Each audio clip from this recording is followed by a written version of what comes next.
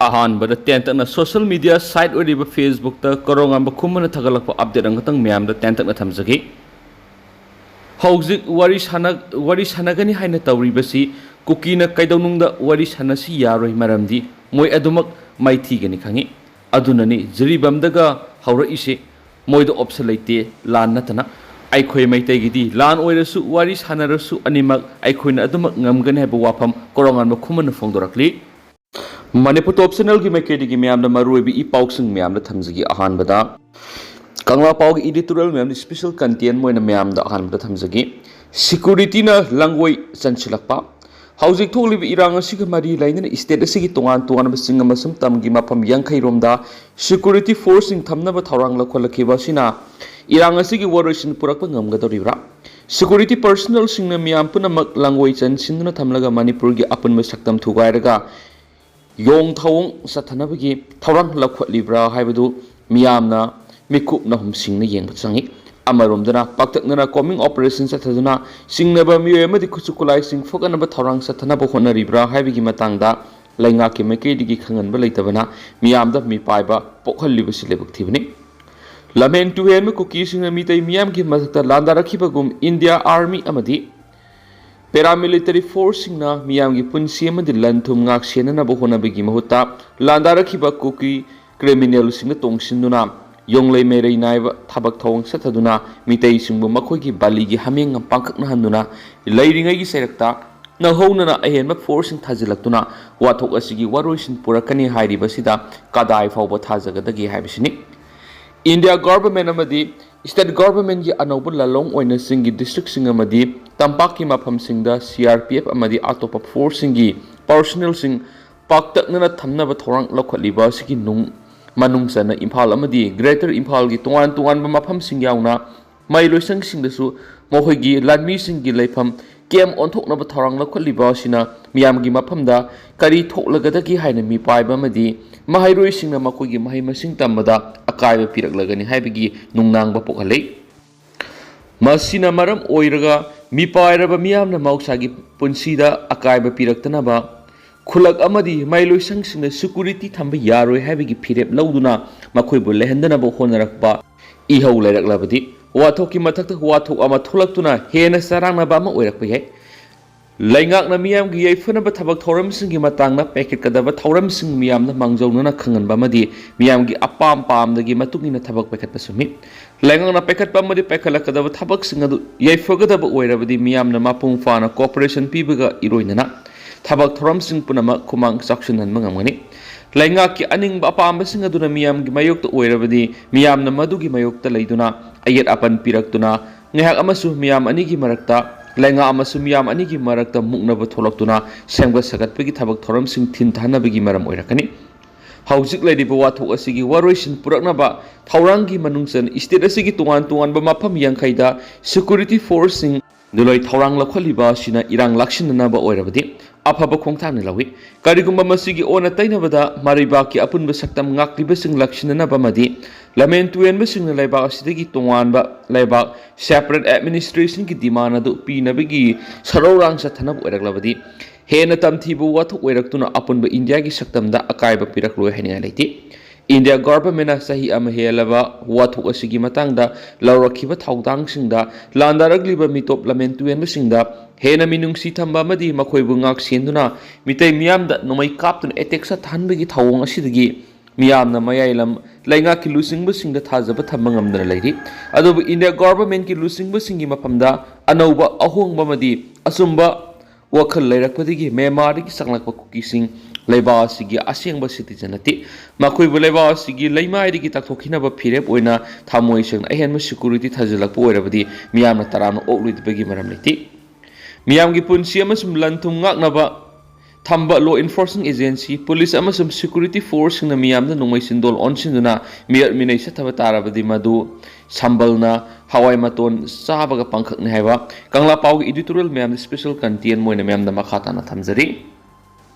मखासा थरक पोइना पन्नम पाउसीदना सुमना रिपोर्ट तौरी इंटरनेशनल योगा डे की थोरम पांगथुखरे तुंगी मिरोलना टेक्ता कायदना लेहौनबा काथोकपगा लोइनना लंबी यालमगनी सब मिनिस्टर बिरेन तुंगी मिरोलना टेक्ता कायदना लेहौनबा काथोकपगा लोइनना लंबी यालमगनी maru aibi issue sing na thaiduna thamlaga emotion amadi politics na mang thaduna satlabadi ekoi mutkhi kadawraba kongol ga pangkhak oiduna tokani wadana nungaiba phangloi tanpham asi lakadoriba mirol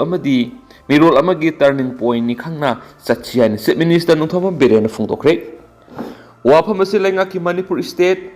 NSS Sial na sinduna kumalampak indoor stadium na ngasi pangthokiba International Yoga Day 2024 ki thoramda chief minister na phungdokibani Rajya Sabha ki MP election sana jawba lenga ki minister MLA sing yauna pangthokiba thoramaduna chief minister N Berena phungdokibada miyoibe ki haksang amadi wakhalda kanaba phangali khanglakpadagi International Yoga Day ki thoramasing asi India khaktana tana malengi mafam sinbatungna pangthoklari yoga na physically amadi mentally ki kanaba piba khaktana tana thakhara naiba khunayama sembadasu sauna mating pangli thabak ama mai pakna pangthokpada wakhal khaktana tana haksang phana leiba haibisu maru oikhi hadi mangna makha taraduna lamdam asi hojik yamna luba tanpham amada leidi tanpham asi lakadoriba tungi mirol amagi yamna makha satharak poina to papauna minister Gobidas ki wapum lebak thibani Rabi Khan tha asi ki taraga terete union home minister Amit Shah na lusingduna Manipur gi security review meeting ama pangthokibadu da Manipur gi minister Saruk Yakidabadu executive ki mifam oibana Saruk Yakadabani haina works minister Gobidas konthauजना phongdokiba dumak leibak thibani haina MPCC gi wangangloi Rabi Khan na phongdorakli Congress bo na ngasi paumi sing unaba mad Rabi Khan phongdokibada constitution gi matung ina chief minister haibisi state ki head of executive ni aduba minister Govindas na chief minister asi executive head natrabadawna media ra wafam thamlakpa asina miyamna samamna ba phole Govindas konthauजना phongdokibu wafam asina Manipur executive oiba proper chief minister leitrabra haibi asabu wang ama tholakpaga loinana undeclared oina Manipur gi chief minister laukthokla haibi gi wang tholakli loinana state asida thokliba irang asina maram oiduna lanjenabadagi lengana semkiba prefabricated housing da leiriba miyam si sahi helaba phawba masagi hanagi mayum inkolda hanjenduna lehenba ngamdri maram asina prefabricated housing asi permanent oina thamladabara haiba wahang sumang hanglakli makasa tharak poina to papawmana coaching center mamangna bom thamlambagi mayokta wakat mi phamkhre Kaisam thong leisom leirak masinda leiba coaching center amagi mamangda ngarang hand grenade thamlambagi mayokta wakat mi phamkhre kaisam thong laisok leirak kaisam thong ahibam leirak amadi kaisam thong moirang thau leirak ki maira paibi amadi mairoi singna saruk yaki bangasigi wakat mi phamaduna mi tin mafamda bom thamduna aki akhang pokhanbegi thawong akan mamongna kandem tawbaga loinana asiguma thawong asi tungda amuk hana tawbiganu haiba demand tawki wakat mi pamadura saruk yaki kaisam thong laisom leirak maira lukki president maladiu gi president akoizam puinabati na phongdokibada nungaitaba yaningdaba madi pendaba kya leirabasu phaminaduna wari sanaraga warisin purakpa yaba ngaktani lamdam asigi tungi yumbi oigadoriba mairoi singi mai masing tamnariba mafam amasu oiriba mi kungna taba mafam amada bom thamlamliba asi kari wakhalondagi thamlamliba no state asigi hauzik oiriba phibam asida mipum kudimak maru oina mairoi sing kangaunaraga leinaribani coaching center asida relief camp da leiba angang kya amasu yauribani ngarangi thawong aduna mairoi sing asigi pukning wakhalda nungaitaba ma soidana pokhalamnagani asigumba thawong asi tungda amukhanna thuganbigino haina appeal torakli amarondana Manipur kallu rule of law ngak selu haiduna ambana protest tokre Manipur kallu tokhai tahanduna laingak pigi thawong thado rule of law ngak selu haiba demand tawduna state asigi judiciary gi lamda thabak tawribisingna protest tokre khongjang asi all Manipur bar association amba gi lising makhada Serap Court Complex mamang sakhibani khongjang adura saruk yakibi association gi president Puyam Tomsana phongdokibada ningkha tamna palamba Manipur na India ra tinkraba matung gi haunang asi phawa tangdulai taba punsi ama phangma ngamlaktri lamdam asida nungsi jana leminaramba kanglup singi marakta singsep thaduna amaga nungsinadana ba thawong sing satharakwa si yaningdi mamang sahi gi me ahumdagi Kuki fruit na protest ama tawar khusu khulai sing paiduna mi teida atamna khutharakpa madi yung kai kya mai thaduna satharakliba thawong si lebak thibani asigumba saira asida khatnaba asi khamnabagi mingda central force na war zone na tawgadaba mawongda buffer amadi red zone semduna खाइबुंग ताहनबगी थवोंग असि मखा तना तौरदबनी हाइनसु appeal तौरकली ngasi protest adura Save Manipur, Stop Shieldings Perpetrators, Stop Divide and Rule Policy, We Want Unity and Integrity, Safeguard Rule of Law haibana singo play card kyasu sejana khiansu paush da makhatana spali atopa paw mana pokpadagi siba phawgi thoram singda honglakliba masat amadi setmilon da pidi be saithengi matang na khanaga dori pokpadagi siba phawgi thoram singda honglakliba masat amadi masina khunagi setmilon na pidi be saithengi matang na jun sajat kungani thoi amadi kungo homdo ju numit nini subna khana naina ba thoram amma pangthok lagani haidi thoram asi kanchipur da leiba Manipur University gi MIMS auditorium da pangthok kadabani haidi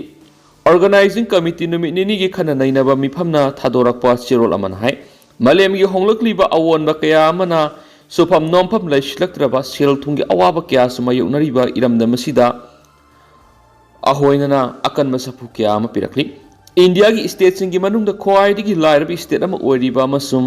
per capita income su sathina nemliba kanglaipa sigi miyam nomonomagi hiram khudimokta soksilakpa helakli loinana hauzik oirakliba leibaki phibam asinasu lu kokpada len tabagum lamdam asigi miyam gi sel thungi yanglen saruksu lokhatpa yadana teklabani haibada haima mathuklai asiguma phibam asida lamdam asigi miyam gi pokpadagi siba phawbagi thabak thoram singda mari marangba thabak thoram kya yanchilakpa amadi ka hena sading toribasi karamna hanthan gidagi amadi kokadagi haibasi asobu wanga moirakli pokpadagi siba phawbagi thabak thoram singa amadi khunai sigi satna lonsat kyada arang araki hidanarakpa sina laira ina khunba anigi marakta leiriba ahoba si nomonomagi lauthorakli asiguma khunai sigi honglakliba thawong singa sigi apapata khanana bajun kungani thoi amasum kun ko humdoida numit nini supna khanana na ba mifam ama MU gi MIMS auditorium da pangtholagani haina sirol asina makha tarakli atopa pawmana Kaksing Khunau PIC gi award apasing athubuda mensilagani Dr. Somerji Kaksing Khunau Primary Health Center gi Dr. Yauna Lairiba award apasing asi department gi mekedi gi athubuda mensinana ba hotnaragani haina National Health Mission Manipur gi State Mission Director Dr. Somerji ningombam na phongtokre wapamasi National Health Mission Manipur gi sponsor makhada Kaksing Khunau PIC amadi All Manipur Ayush Doctors Association sinduna Kaksing Khunau PIC gi campus ta pangthokpa tarasuba International Yoga Day gi thoramna makna phongdokhibani Yoga for Self and Society haiba thimna pangdokhiba thoramanduda CMO Kaksing Dr. TS Rajan Ayush gi State Nodal Officer Dr. K Benedict Maring amadi All Manipur Ayush Doctor Association gi President Dr. A Pauna yauna maru eba miyoi kyana saryaki thouramaduda Dr. Somerji na makhatana phongdokhibada handak nauna Dr. Lauriba sigi Health ki Director gatana duna athupa matamna award pa Dr. Singh hapna ba khonagani masigi mathakta hospital sigi atopa walibi staff sing amadi mathau taba infrastructure singsu khara makhaidi mentionana ba khonagani miyo emabu na da yektana thambada yoga sanaba si yamna kane maramasna mi pungkhudi mangna nomagi manungda ngihaktang oiraba su kai thoktuna yoga soidana sanabiu haikena su pausida makhatana phongdorakli atopa paw manamo Hairok Part 2 GP gi Social Audit Gram Sabha pangthokre Thobal District ki Wangjing Tentha CD Block ki makhada leiba Hairok Part 2 Gram Panchayat ki Senba Sai English ngani kunga mathoi kungani thoi koiba Social Audit Gram Sabha ngasi Hairok Part 2 khunau bamol leikai gi mipun sangda pangthokre ngasi ki Social Audit Gram Sabha aduna Manipur Social Audit Agency ki official sing sarugya khibaga Hairok Part 2 Gram Panchayat na konba mafam singda Senba Sai English ngani kunga mathoi kungani thoi da MG Narega amasum PMAYG scheme sing kadai phobo mai pangna pangthokibagi haibasida kupna khana nainaki ngasigi gram sabha adu laikai sigi ahal elangbam Rasmohan mi phama poiki Manipur Social Audit Agency ki mekedi gi District Social Auditor TS Santikumar DRD Thawal gi Program Officer Sidamna MG Narega amasung PMAYG gi matangda marik sumba wafam sing job card holders sing da sukaina thamki akhangai sing asina hai Gram Panchayat amagi social audit asi yamna maruweba mifamni masida miyam puna GPA du kari thabak pakhatkre aduga kari pakhatkadori haibadu kupna nainabagi tanglaba mifamni Gram Sabha ꯐꯝꯕ ꯁꯔꯨꯛ ꯌꯥꯔꯕꯗꯤ ꯁꯔꯨꯛ ꯌꯥꯔꯕꯗꯤ ꯄ꯭ꯔꯙꯥꯟ ꯑꯃꯗꯤ job card ꯍꯣꯜꯗꯔꯁꯤꯡꯒꯤ ꯃꯔꯛꯇ ꯑꯃꯒ ꯊꯥꯖꯅꯗꯕ ꯂꯩꯔꯣꯏ ꯍꯥꯏꯈꯤ MG ꯅꯔꯦꯒꯥꯒꯤ ꯑꯣꯏꯅ ꯍꯧꯖꯤꯛ ꯍꯧꯖꯤꯛ ꯖꯣꯕ ꯀꯥꯔꯗ ꯍꯣꯜꯗꯔ ꯑꯃꯒꯤ ꯈꯨꯠꯁꯨꯃꯟ ꯑꯁꯤ ꯅꯣꯡꯃꯗ ꯂꯨꯄꯥ 262 ꯑꯣꯏꯔꯦ ꯍꯧꯖꯤꯛꯇꯤ ꯊꯕꯛ ꯍꯥꯟꯅ ꯁꯨꯔꯒ ꯁꯦꯜꯅ ꯀꯣꯟꯅ ꯐꯪꯍꯜꯂꯤ ꯖꯣꯕ ꯀꯥꯔꯗ ꯍꯣꯜꯗꯔꯁꯤꯡꯅ ꯃꯥꯒꯤ GPA ꯑꯗꯨꯗ ꯊꯕꯛ ꯐꯖꯅ ꯁꯨꯕꯤꯌꯨ ꯊꯕꯛ ꯁꯨꯍꯟꯕꯗ ꯆꯍꯤ ꯅꯧꯔꯤꯕ ꯑꯉꯥꯡꯁꯤꯡꯗ ꯌꯧꯍꯟꯕ ꯌꯥꯗꯦ ꯊꯕꯛ ꯐꯖꯅ ꯁꯨꯔꯒ ꯂꯥꯏꯔꯕ ꯀꯣꯛꯍꯟꯁꯤ ꯆꯥꯎꯈꯠꯄ GP ꯂꯝꯗꯝ ꯑꯃꯃꯝ ꯑꯣꯏꯍꯟꯁꯤ ꯍꯥꯏꯈꯤ ꯄꯟꯕ ꯌꯥꯕꯗꯤ ꯉꯁꯤꯒꯤ ꯃꯤꯐꯝ ꯑꯗꯨꯗ ꯋꯥꯡꯖꯤꯡ ꯇꯦꯟꯊꯥ CD ꯕ꯭ꯂꯣꯛꯀꯤ BDO C ꯁꯣꯃꯦꯟꯗ꯭ꯔꯣ ब्लॉक असीमकी जूनियर BDO केस राकेश हैरोक जिला परिषद की मेंबर मोयरांगथेम राजमणि हैरोक पार्ट 2 GP की एडमिनिस्ट्रेटिव कमिटी की चेयरमैन थोक्सोम प्रेमजित GPSC की panchayat secretary S Premananda GPSC की ग्राम रोजगर सेवा खुंदोंबम प्रेमचांद मरी लेनबा सेंक्शन ऑफिसर L बारजीत थवाल डिस्ट्रिक्ट की सोशल ऑडिट की कोऑर्डिनेटर E सिंडम ग्राम पंचायत असीना कोन मफम सिंगी जॉब कार्ड होल्डर सिंग क्लब अमसुम लुप सिंगी मिहुत सिंग सरग याखी पन्बा याबदि ngasi ग्राम सभा अदु लुसिलकपदा हैरोक पार्ट 2 ग्राम पंचायत न सिलगा तरासुब मलेमगी योग नुमिकी पलन थोरमसु पांगथोकी हेनसु पाउसिदा मखाताना फोंदोरकली तेंतन न तोप पावमना